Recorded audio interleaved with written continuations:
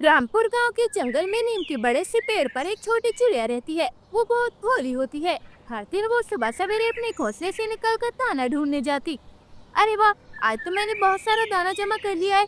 ये मैं बाद में खा लूंगी। बताइए कबूतर भैया, आपका कैसे आना हुआ यहाँ पर?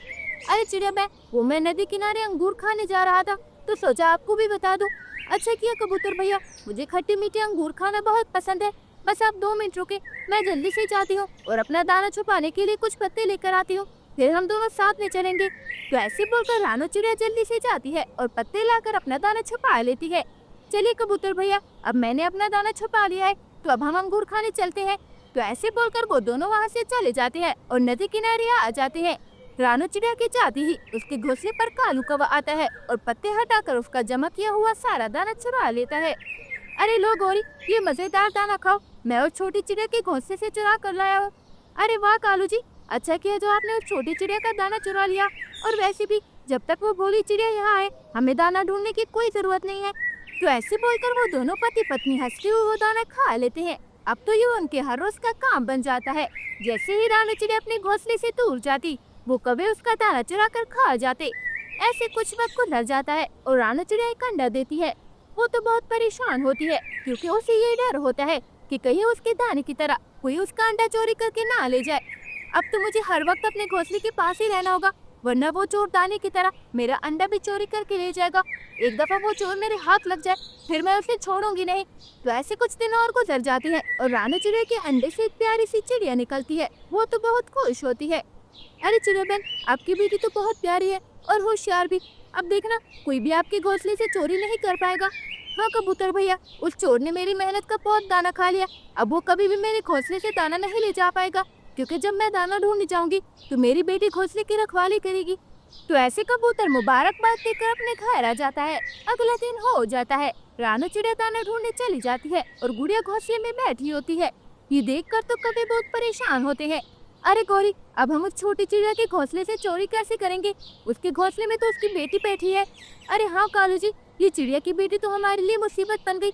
अब से हम उस चिड़िया के घोंसले से चोरी नहीं कर पाएंगे। उस चिड़िया के घोंसले में कितने मजेदार फल पड़े हैं, ये देखकर ही मेरे मुंह में पानी आ रहा है। तो ऐसे वो दोनों कभी वहाँ परेशान खड़े होते हैं। तभी एक परिंदा गुड़िया से पता पूछने के लिए उसके पास रुक जाता है और उससे पूछता है, अरे बेटा, मुझे बहुत प्यास लगी है, क्या यहाँ कहीं से पानी मिल जाएगा? गुड़िया चुपचाप खड़ी होती है। तो फिर वो दोबारा से पूछता है, अरे बेटा, क्या तुम्हें सुनाई नहीं दे रहा? मुझे पानी पीना है, यहाँ से नदी कितनी दूर है? आ आ आ क्या तुम तो गूंगी हो? बेकार में ही मेरा वक्त जाया कर दिया, किसी और से जाकर पूछता हूँ। तो ऐसे वो परिंदा कव्वों के पास आ जाता है और उनसे पूछता है, अरे कव्वो, मुझे बहुत प्यास लगी है, क्या यहाँ पास में कोई नदी है? हाँ हाँ भाई साहब, यहाँ पास में ही एक नदी है, उसका पानी बहुत ठंडा है, आप वहाँ जाकर पानी पी सकते हैं। हम सब भी वहीं से पानी पीते हैं। अरे भाई जी, जरा एक बात बताना, आप उस छोटी बच्ची से क्या बात कर रहे थे? अरे कुछ नहीं कवि बहन, मैं तो उससे नदी के बारे में पूछने गया था, पर वो बच्ची तो गूंगी है, तो मुझे उसकी बात समझ नहीं आई। तो ऐसे बोलकर वो परिंदा वहाँ से चला जाता है। ये बात सुनकर तो कवि बहुत खुश होते हैं और जल्दी से रानो चिड़िया के घोंसले के पास आ जाते हैं। वहाँ वो उसकी बेटी का मजाक उड़ाते हैं। अरे कालू जी, ये देखिए, गूंगी चिड़िया जब इसकी मम्मा इससे पूछेगी कि फल कौन चुरा कर ले गया, तब ये क्या कहेगी? आ आ आ अरे हाँ गौरी, लगता है ऊपर वाला भी हम पर मेहरबान है, तभी उस चिड़िया को बेटी तो दे दी। पर गूंगी, अब तो हमारे मजे ही मजे हैं। अब चिड़िया के सारे फल हम खाएंगे और उसे लगेगा कि उसकी बेटी वो सारे फल खा रही है। हाँ कालू जी, अब तो चोरी करना और भी आसान हो गया है। तो ऐसे बोलकर वो दोनों चिड़िया का सारा दाना लेकर वहाँ से चले जाते हैं। शाम हो जाती है और रानो चिड़िया वापस आ जाती है। अरे गुड़िया बेटा, मैंने घोंसले में कितने सारे फल रखे थे, क्या तुम सारे फल खा गए? पर कोई बात नहीं, देखो मैं तुम्हारे लिए और फल लेकर आई हूँ, अभी मैं ये रख देती हूँ, ये फल हम कल सुबह खाएंगे। रानो चिड़िया ऐसे बोलती है, पर क्योंकि गुड़िया बहुत भूखी होती है तो वो जल्दी जल्दी से वो फल खा जाती है। रानो चिड़िया तो ये देखकर बहुत हैरान हो जाती है। हाय गुड़िया बेटा, तुम इतनी छोटी सी तो हो और इतने ज्यादा फल खा गई, पर कोई बात नहीं, कल से मैं तुम्हारे लिए और भी ज्यादा फल लाया करूंगी। तो ऐसे आधी रात हो जाती है। रानो चिड़िया तो आराम से सोई हुई होती है, पर गुड़िया बहुत परेशान होती है। अरे अब मैं मम्मा को कैसे बताऊं कि दिन में वो दो काले कौवे आए थे और हमारा सारा दाना लेकर भाग गए? मैंने तो सिर्फ वही आम खाया जो मम्मा शाम को लेकर आई थी। तो ऐसे गुड़िया बहुत परेशान होती है। अगली सुबह हो जाती है और रानू चिड़िया गुड़िया के लिए एक लाल तरबूज लाती है। ये लो गुड़िया बेटा, आप ये लाल लाल तरबूज खाओ, मुझे बहुत प्यास लगी है तो मैं नदी से पानी पी कर आती हूँ और आते वक्त आपके लिए भी पानी लेती आऊंगी। तो ऐसे बोलकर रानू चिड़िया वहाँ से चली जाती है। अभी रानू चिड़िया को गए हुए थोड़ी देर भी नहीं होती कि वो कभी गुड़िया के पास आते हैं और उससे उसका तरबूज छीन लेते हैं। अरे छोटी चिड़िया की गूंगी बेटी, भला तुम ये तरबूज खाकर क्या करोगी? अब तो ये तरबूज हम खाएंगे। चलो कालू जी, हम नदी के पास जाकर ये तरबूज खाएंगे और फिर वहाँ से ठंडा ठंडा पानी भी पियेंगे। हाँ गौरी, चलो चलते हैं। तो ऐसे बोलकर वो दोनों कभी खुशी खुशी वहाँ से चले जाते हैं। गुड़िया तो अंदर ही अंदर बहुत गुस्सा होती है, पर वो कुछ भी नहीं कर सकती क्योंकि वो गूंगी होती है। दूसरी तरफ रानू चिड़िया नदी किनारे बैठी होती है कि तभी कौवे भी वहाँ पर आ जाते हैं। अरे क्या बात है छोटी चिड़िया, पहले कभी तुमने कोई तरबूज नहीं देखा क्या, जो ऐसे भुक्कड़ों की तरह हमें घूर रही हो? अब चलो भागो यहाँ से और हमें अपना दाना खाने दो।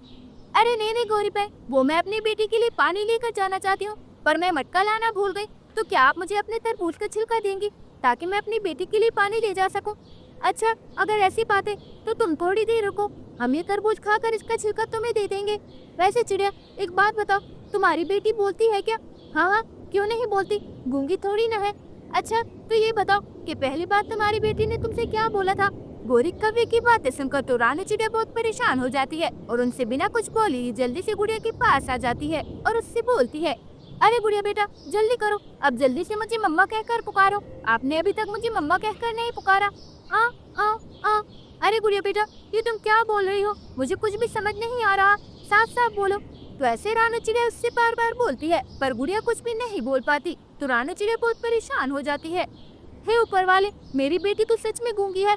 गुड़िया की गूंगी होने से रानू चिड़िया तो बहुत परेशान होती है, पर कहीं उसकी बेटी डर न जाए इसलिए वो उससे बोलती है, अरे गुड़िया बेटा तुम बिल्कुल भी परेशान मत हो, दुनिया में बहुत से ऐसे लोग होते हैं जो बोल नहीं पाते पर फिर भी वो हम लोगों की तरह जिंदगी गुजारते हैं। अब आप जल्दी से मुझे बताओ कि आपका तरबूज कहाँ गया, आपने खा लिया क्या? हाँ या ना में जवाब दो। ना ना। गुड़िया की बात सुनकर रानू चिड़िया को कौवे का ख्याल आता है तो वो गुड़िया से पूछती है, गुड़िया अब आप मुझे ये बताओ, जब हर रोज मैं दाना ढूंढने के लिए जाती हूँ तो क्या हमारा सारा दाना दो कौवे आकर ले जाते हैं, और क्या आज भी आपका तरबूज वही दोनों ले गए? हाँ या ना में जवाब दो। हाँ हाँ। अच्छा, अब मुझे सारी बात समझ आई कि कैसे गोरी कवि को ये बात पता थी कि तुम गूंगी हो और वो दोनों इसी बात का फायदा उठाकर हर रोज हमारा दाना चोरी कर ले जाते हैं। पर अब बहुत हो गया, अब मुझे उन बुरे कौवों को उनकी की सजा देनी होगी ताकि वो दोबारा कभी भी मेरे घोंसले से चोरी करने की हिम्मत न करे। अब मैं उन दोनों को ऐसा सबक सिखाऊंगी कि सारी जिंदगी याद रहेगा और फिर कभी भी चोरी करने से पहले 1000 बार सोचेंगे। तो ऐसे बोलकर रानू चिड़िया जल्दी से जाती है और जंगल से बड़े बड़े कांटे लेकर आती है। वो उसे अपने आते घोंसले में बिछा देती है और गुड़िया से बोलती है, अरे गुड़िया बेटा अब मैं छुप जाती हूँ, जैसे ही वो कौवे आपके पास आए आप वहाँ से उड़कर दूसरे पेड़ पर बैठ जाना, इसके आगे मैं देख लूंगी। तो ऐसे बोलकर रानू चिड़िया छुप जाती है। थोड़ी देर में कालू गोरी गुड़िया के पास आ जाते हैं। अरे कालू जी, लगता है छोटी चिड़िया कहीं गई हुई है, अब चले हम जल्दी से दाना लेकर चले जाते हैं। अरे गौरी, पर घोंसले में तो कुछ भी नहीं पड़ा, वो कभी ऐसी बातें कर रहे होती है, कितने में गुड़िया वहाँ से उड़कर दूसरी जगह बैठ जाती है। अरे कालू जी, ये दोनों माँ बेटी बड़ी ही चालाक है, लगता है उस छोटी चिड़िया ने दाना घोंसले में ही छुपा कर रखा होगा, चले हम दोनों मिलकर ढूंढते हैं। हाँ गौरी, जल्दी से दाना ढूंढ कर चलते हैं, ऐसा ना हो कि वो छोटी चिड़िया आ जाए। तो ऐसे बोलकर वो दोनों पति पत्नी अपनी लंबी लंबी चोंच से घोंसले में दाना ढूंढते हैं, पर उनकी चोंच में तो कांटे चुभ जाते हैं और उसमें से खून निकलने लगता है। हाय गौरी, मेरी चोंच में कांटे चुभ है। हाँ कालू जी, मेरी चोंच से भी खून बह रहा है, अब चले जल्दी से बुलबुल वैद के पास चलते हैं वरना मैं मर जाऊंगी। तो ऐसे वो दोनों पति पत्नी दर्द से चिल्लाते हैं। पास में छुपी रानू चिड़िया और गुड़िया ये देखकर बहुत खुश होती है और फिर जल्दी से कौवों के पास आ जाती है। अरे बुरे कौवों, क्यों मजा आया, अब दोबारा करोगे मेरे घोंसले से चोरी? आज के बाद अगर मैंने तुम दोनों को अपने घोंसले के आसपास भी देखा तो इससे भी बुरा हाल करूंगी, अब चलो भागो यहाँ से। तो ऐसे वो दोनों कौवे जल्दी से वहाँ से भाग जाते हैं और अपने घोंसले में आ जाते हैं। फिर कालू कौवा गोरी कौवे से बोलता है, अरे गोरी, ये सब तुम्हारी वजह से हुआ है, ना तुम मुझे चिड़िया के घोंसले में से दाना चोरी करने भेजती और ना हमारे साथ ये सब होता। अच्छा तो कालू जी, अब आप सारा इल्जाम मुझ पर लगा रहे हैं, ये सब आपकी गलती है। तो ऐसे इधर वो दोनों आपस में झगड़ा करते हैं और उधर रानू चिड़िया और उसकी बेटी बहुत खुश होती है। तो प्यारे दोस्तों, इस कहानी से हमें ये सीख मिलती है कि हमें कभी भी किसी की कमजोरी का फायदा नहीं उठाना चाहिए और न ही उसका मजाक उड़ाना चाहिए, क्योंकि कब किसके साथ क्या हो जाए किसी को पता नहीं होता। अगर आपको मेरी ये वीडियो पसंद आई हो तो प्लीज़ लाइक, शेयर और सब्सक्राइब करके बेल आइकन के बटन को दबाना मत भूलिएगा। और हाँ, कमेंट भी ज़रूर कीजिएगा। धन्यवाद।